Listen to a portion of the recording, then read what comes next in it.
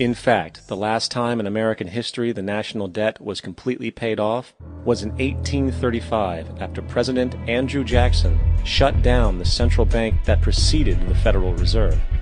In fact, Jackson's entire political platform essentially revolved around his commitment to shut down the central bank, stating at one point, "The bold efforts the present bank has made to control the government are but premonitions of the fate that awaits the American people should they be deluded into a perpetuation of this institution or the establishment of another like it." Unfortunately, his message was short-lived, and the international bankers succeeded to install another central bank in 1913, the Federal Reserve. And as long as this institution exists, perpetual debt is guaranteed. Now, so far we have discussed the reality that money is created out of debt, through loans.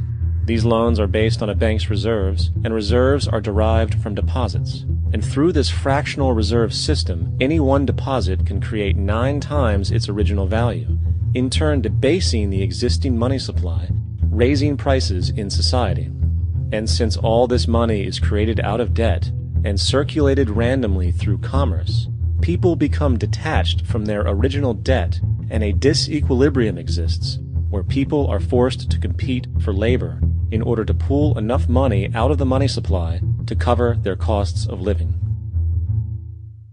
As dysfunctional and backwards as all of this might seem, there is still one thing we have omitted from this equation. And it is this element of the structure which reveals the truly fraudulent nature of the system itself: the application of interest. When the government borrows money from the Fed, or when a person borrows money from a bank, it almost always has to be paid back with accrued interest.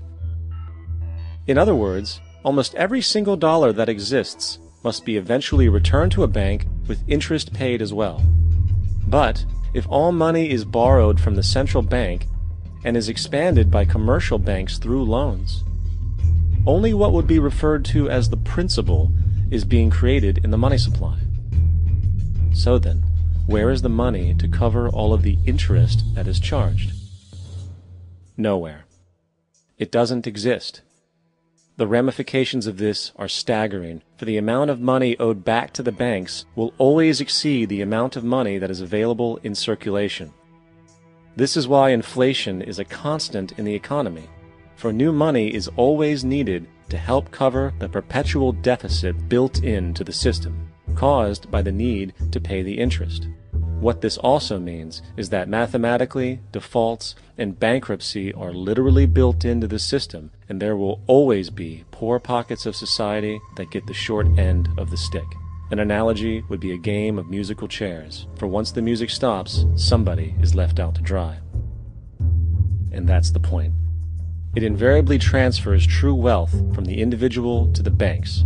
For if you are unable to pay for your mortgage, they will take your property. This is particularly enraging when you realize that not only is such a default inevitable due to the fractional reserve practice, but also because of the fact that the money that the bank loaned to you didn't even legally exist in the first place.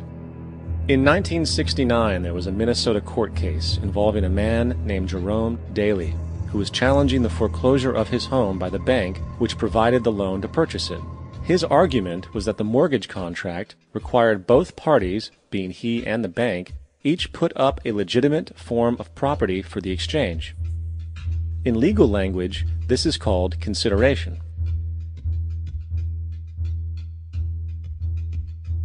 Mr. Daly explained that the money was, in fact, not the property of the bank, for it was created out of nothing as soon as the loan agreement was signed. Remember what modern money mechanics stated about loans? What they do when they make loans is to accept promissory notes in exchange for credits. Reserves are unchanged by the loan transactions, but deposit credits constitute new additions to the total deposits of the banking system.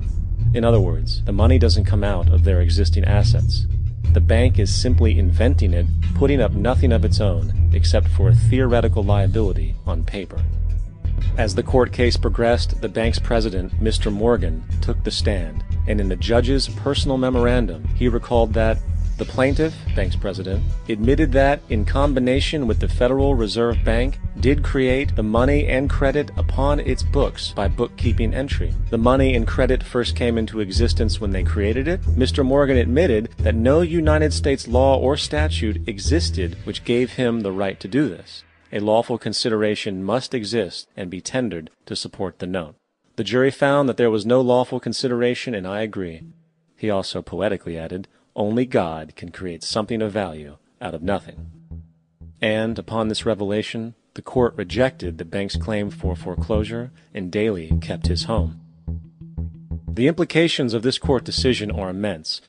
For every time you borrow money from a bank, whether it is a mortgage loan or a credit card charge, the money given to you is not only counterfeit, it is an illegitimate form of consideration, and hence voids the contract to repay, for the bank never had the money as property to begin with.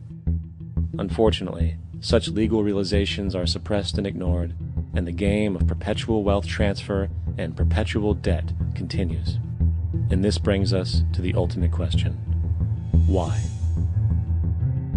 During the American Civil War, President Lincoln bypassed the high-interest loans offered by the European banks and decided to do what the Founding Fathers advocated, which was to create an independent and inherently debt-free currency. It was called the greenback. Shortly after this measure was taken, an internal document circulated between private British and American banking interests stated, "Slavery is but the owning of labor, and carries with it the care of laborers, while the European plan is that capital shall control labor by controlling wages. This can be done by controlling the money. It will not do to allow the greenback, as we cannot control that." The fractional reserve policy perpetrated by the Federal Reserve, which has spread in practice to the great majority of banks in the world, is, in fact, a system of modern slavery. Think about it. Money is created out of debt. And what do people do when they are in debt? They submit to employment to pay it off. But if money can only be created out of loans, how can society ever be debt-free? It can't. And that's the point. And it is the fear of losing assets coupled with the struggle to keep up with the perpetual debt and inflation inherent in the system, compounded by the inescapable scarcity within the money supply itself, created by the interest that can never be repaid, that keeps the wage slave in line, running on the hamster wheel with millions of others, in effect powering an empire that truly benefits only the elite at the top of the pyramid. For, at the end of the day, who are you really working for? The banks. Money is created in a bank and invariably ends up in a bank. They are the true masters, along with the corporations and governments they support. Physical slavery requires people to be housed and fed. Economic slavery requires people to feed and house themselves. It is one of the most ingenious scams for social manipulation ever created, and at its core, it is an invisible war against the population. Debt is the weapon used to conquer and enslave societies, and interest is its prime ammunition. And as the majority walks around oblivious to this reality, the banks, in collusion with governments and corporations, continue to perfect and expand their tactics of economic warfare, spawning new bases, such as the World Bank and International Monetary Fund, while also inventing a new type of soldier, the birth of the economic hitman.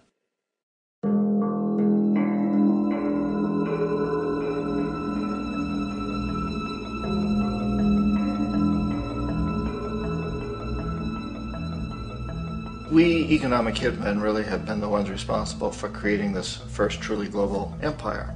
And we work many different ways.